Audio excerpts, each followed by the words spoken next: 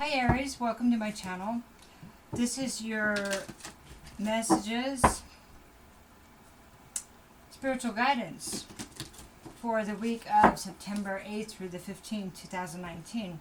I decided to go ahead and redo this for a few of the signs, the first ones that I did. And because I feel that the messages just needed to be a little deeper because there's a lot going on in all of our lives, especially with about every relationship we have.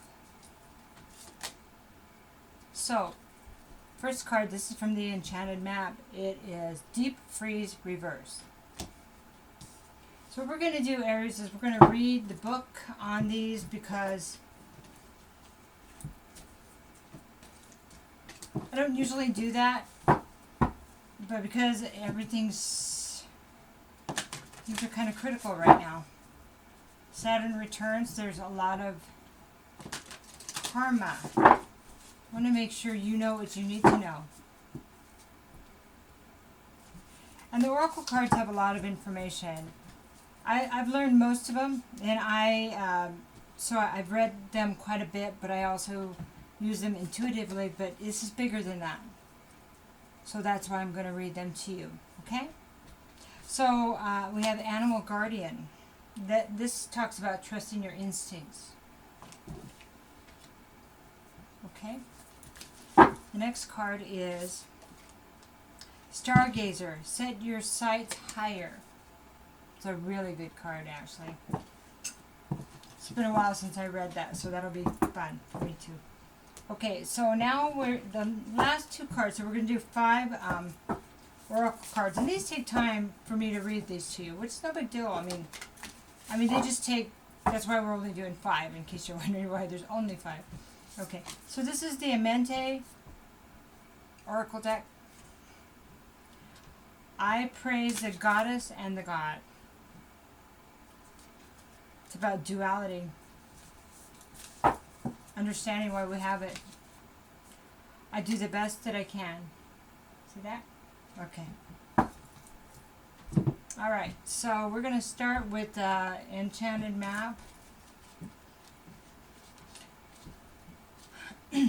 So, when it's upright, because it's called Deep Freeze, when it's upright, it talks to everything has its season. Now is the time to put activity on hold while you rest. But that's not the case, I don't believe, because now it's reversed. So, nothing you can do right now will amount to anything substantial. Oh, I guess so, it's still the same. No matter how much you try, push, manipulate, or cajole. Life wants you to take a break.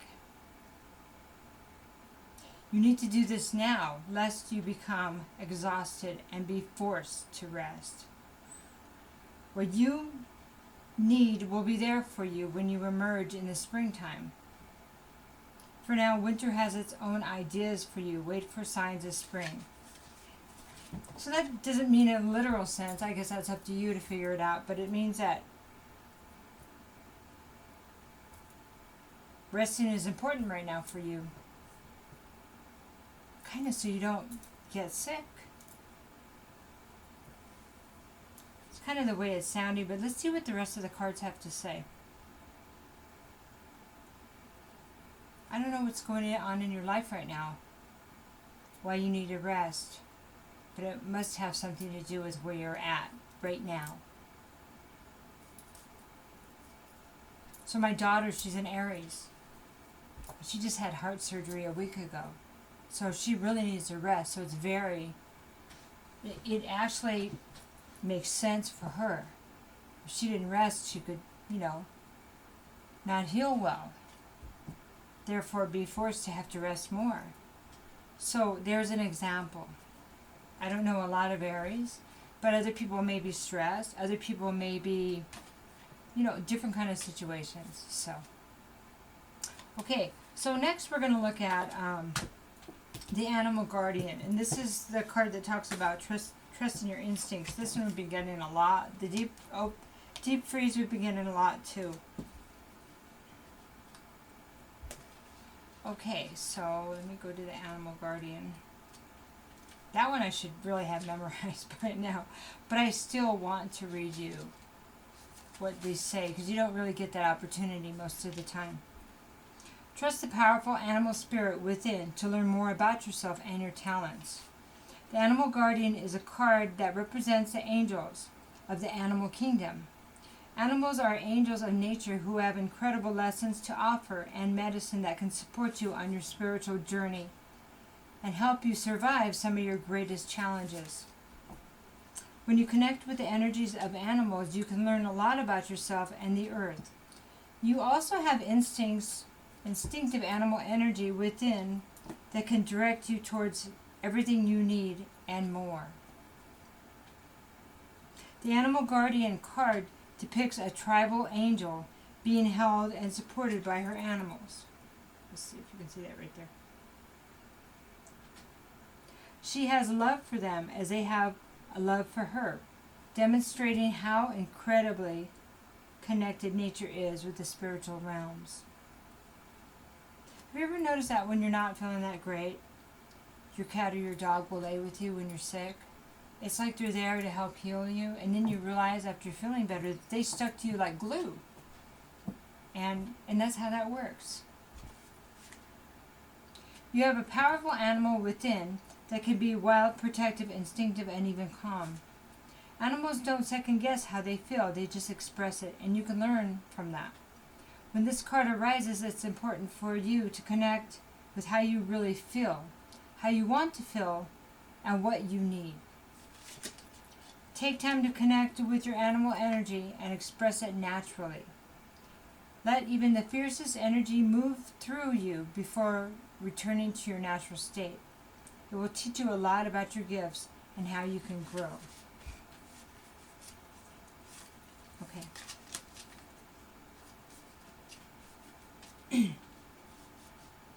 So, maybe consider what animals you are drawn to.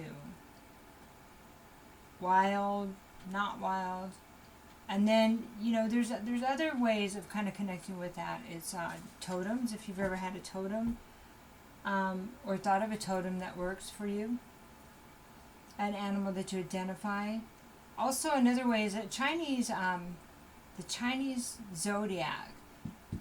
It has the animal based on your year of birth. So mine is the rabbit. And I many times act like a rabbit. The way I run around and I'm busy, and I jump from one thing to another. And really, probably when I get scared, I run away. It protects me, you see. So there's different energies. And then one of my other totems is a gray wolf. So there's a whole other story behind that. But this is your reading. Stargazer, but that's an example. Stargazer.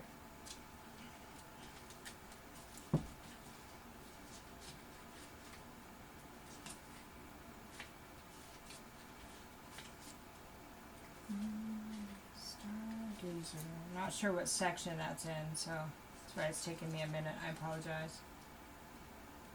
There it is. So set your sights higher. Go beyond your limitations and believe that the impossible is possible. Do you remember wishing on a star when you were a child and in your innocence believing that your wish would come true?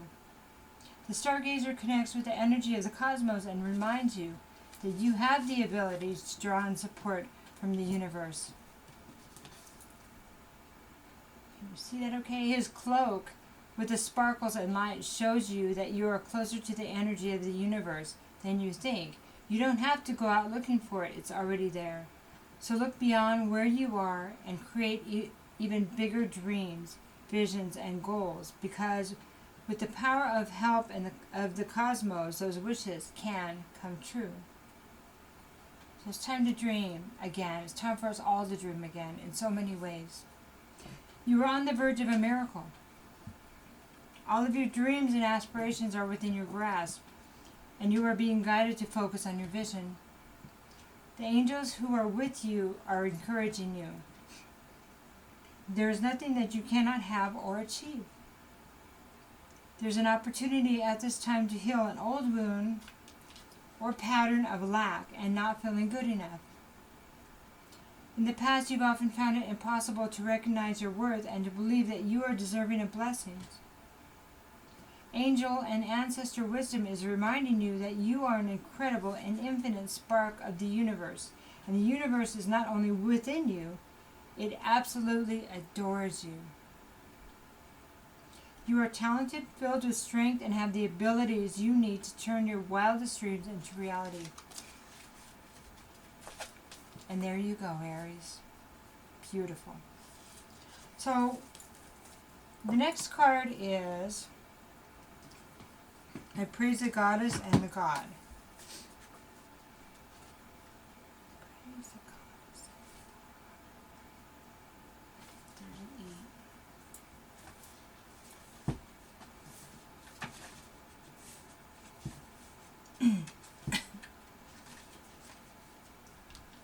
The word Neter describes the gods and goddesses of Egyptian philosophy. The word itself loosely translates to force of nature. Ancient Egyptians believed that, like avatars of the Hindu belief system, these forces were the living embodiments of infinite universal lessons hidden and found within nature. Unity with nature, the all, being the highest level of understanding one could achieve. True balance is found through the reconciliation that there is a lesson within every reflection of the life experience. Light and dark, life and death, masculine and feminine, the left and the right hemispheres of the brain, fear and love, every perceived pair of opposites make up two halves of the same whole. And reconciling the space between the perception of duality allows for a balanced scale and faith in the wisdom of the all. Understanding the balance, the gap between light and dark, man and woman, good and bad. Confidence and justice, and finding love and acceptance with the all are the never-ending story of consciousness's cycle of life, death, resurrection, and rebirth. This is what it means to honor the ideal of the goddess and the god, not as deities to worship, but rather the powers to come into a relationship with. It is to honor the holographic energies of nature's forces and appreciate it, what it means to embody both the masculine and feminine, not as gendered modus operandi, but as a shimmering of the various qualities of nature. To carry the glow of God represents an application of the left hemisphere of mind and the energies of science, logic, linear time, binary perception, physical strength, waking reality, and non-attachment. To live in the iridescence of the goddess represents the utility of the right hemisphere of mind and the energies of art, intuition, cyclical time, magic, ritual, dream language, and the astral realm, and emotion. Finding the balance in the synthesis is to live this ideal in the immersion light of truth, to find out what is within you through what is without, and to uncover idealization without idolization. It's truly taking inventory of who you are by reflecting what's around you, and understanding when we judge others, we actually judge ourselves. And that's why it bothers us when we see that in others. And that's hard to reconcile if you haven't gotten there. Even if you try to be this person that can see those things, and somewhere inside you know that you made a mistake, that you didn't do the right thing, but yet you're still blaming the other. It's hard to let go of that and honestly, actually take responsibility for your part in it, isn't it?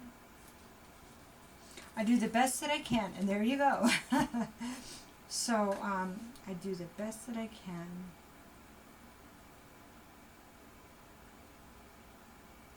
$22.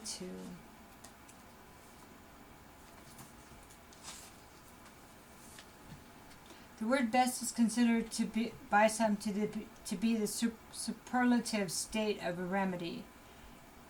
And with remedy being a treatment for a disease, the best outcome is clearly being healed. As we actively seek to heal spiritually, restoration comes in unexpected ways that wash over prior perceptions and misconceptions, allowing us the opportunity to evolve from darkness by becoming the best possible people we can be. And see, that is resolving that darkness between the gap of duality, right? However, in order to be, at times we must see. To seek a vision of self outside of ourselves, stepping backwards to leap forward, can be a helpful tool of transformation. Ancient Egyptians believed that the medium in which the world was created was its very own type of magic. And this magic eventually found form within the soul residing within every human being. So the magic that created the universe is the magic within us. The soul was perceived to have 9 different facets, which were the physical body, the name or identity, the personality, the double or animated spirit, the heart, the shadow, intelligence, form, and a combination of spirits that have previously incarnated.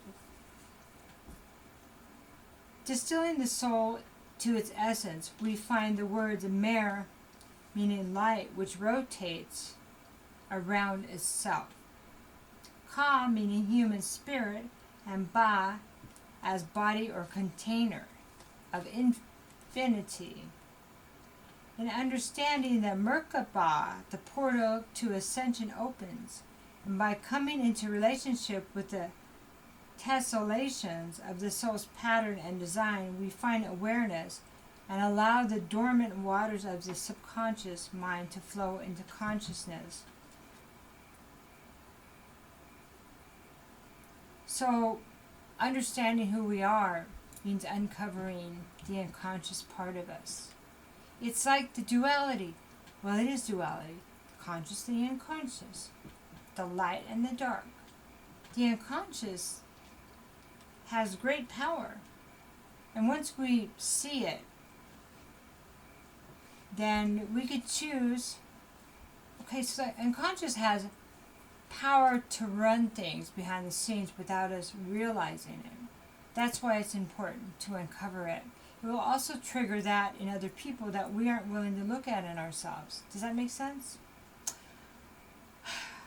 The Egyptian word for magic, Hiku, was deified as the god Hika, held to be one of three within a divine trinity of the art of manifestation as embodied creativity. Hika was an embodiment of the magic of medicine and enchantment by vocalizing through song, poem, or prayer. Song or poem or prayer was Hu, the deification of the magic first word of creation uttered by Adam, and Sayre in the deified power of perception.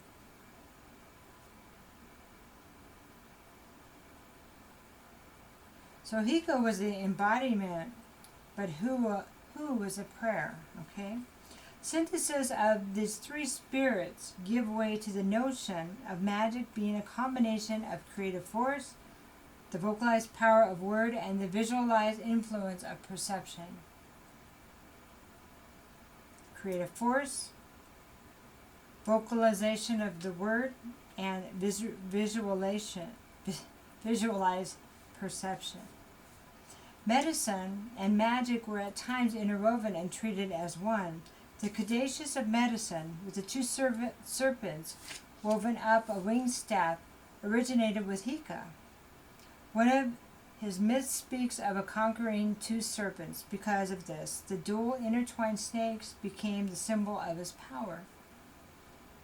Hika's symbolism was adopted for Hermes and Mercury, messengers of communication and communion with divine creativity.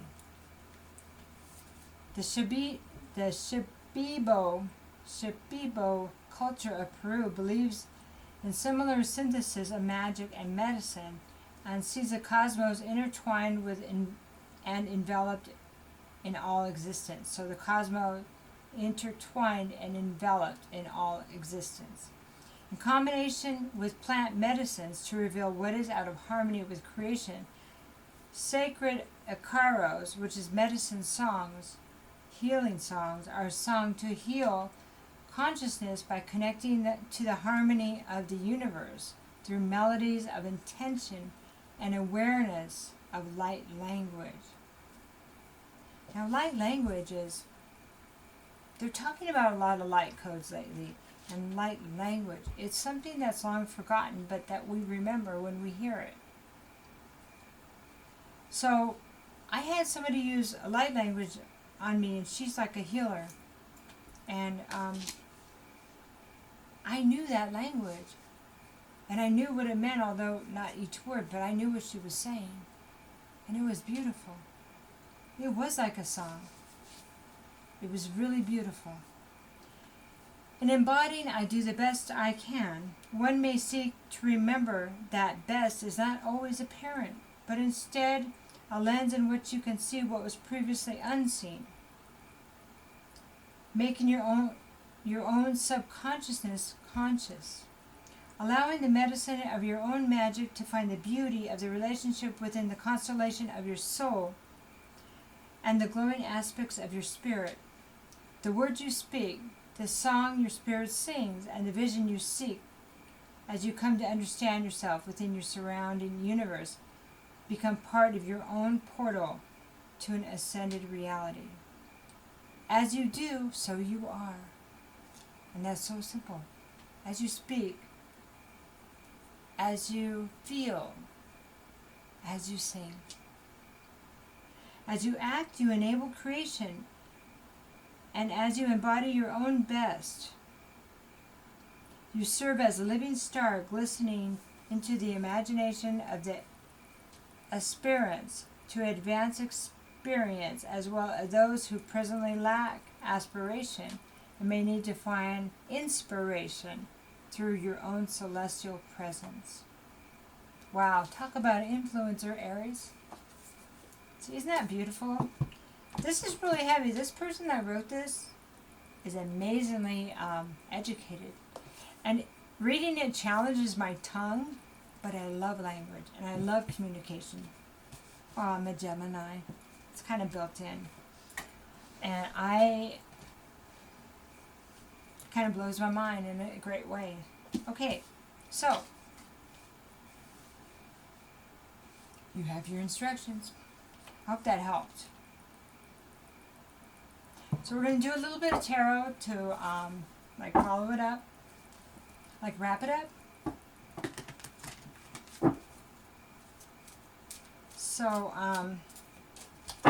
bear with me a little bit here.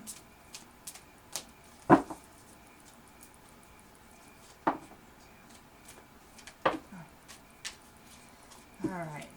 I'm not doing all those Aries. Let's give it a chance. My muscles are kind of cramped in my hands, so because of all the reading. So okay, so we have the Six of Cups reversed.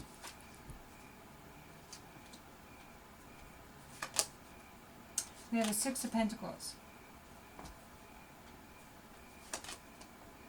Five of Pentacles. Four of Pentacles. Boy, we got some progression, huh? 4, 5, and 6. And we have the Ten of Cups. Alright, so this is the past, something coming back from the past. So they were talking about you needing to release something, right? And now I'm forging ahead to be patient because there's a reason for the rest, right? Healing. Maybe some introspection too, right? Uncovering unconscious patterns of the past. So this card to me reminds me of somebody returning, but it also can be the trauma that's created those unconscious patterns. We all have trauma. Some of us, it's different than the others. Some it seems like more. Some it seems like less. But, so I have 5 cards here. The first card is kind of, for me, remind me of the emotional trauma. And it could have been, but it affects us emotionally when it's kind of hard to explain, but it keeps us from looking at things, and to me that's emotional, okay? Subconscious, things we don't want to see. And then on the other side of the 5 cards, we have this happy family. 10 of Cups. You see, we have 2 ladies on the lawn, one's doing needlework, and there's a kitty cat right there. There's bees and a nice house in the background. There's a rainbow.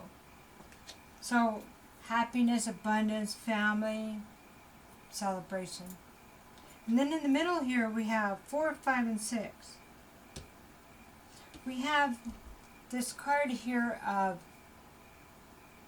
equality, reciprocity, and that's good. See, in this particular card, let's see how well you can see it here. He's balancing the pentacles. He's making sure things are balanced and fair. And Aries, you have a lot to do with order and planning and thinking about how you want things to be. Strategy. Yep, and string there. And so the 5 of Pentacles, this is fairness, reciprocity, abundance, right? We also have the 5 of Pentacles, and this is maybe financial setbacks. So you've had setbacks in the past, felt like an outsider or denied something. Like this picture shows these people outside this church window. It looks like a church window. And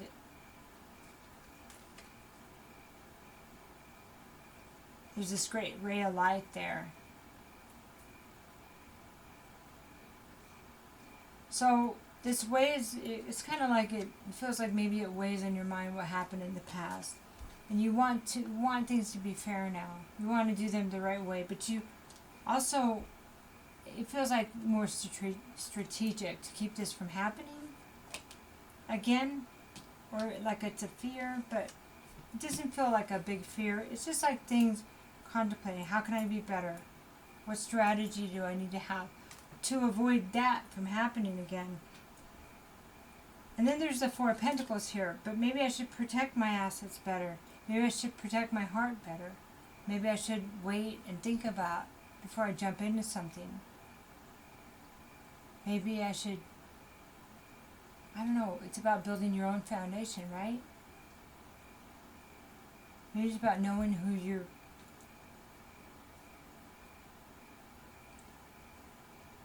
about knowing somebody. Maybe it's about using that strategy in your own life, not just in business or in certain places, but applying it across the board. Because as we do or think, we are. So it's not so bad to have people prove that they're trustworthy. It's not so bad to take your time with people. And you're in the deep freeze right now anyway. You're asked to wait. So, this is good down here. Maybe also you're looking at the past and the trauma and what you weren't willing to deal with, and that's how you ended up with the financial loss and the being shut out. And so maybe that's why you had to protect yourself. You see? But I can see that you want different things now. You want a happy life. So you need to move through this stuff. In fact, you might have been asking for this guidance, and that's why I'm here. Kind of cool, right? So, have a good week. A lot of stuff going on. We got this though, right? We're tough guys. Girls. Take care.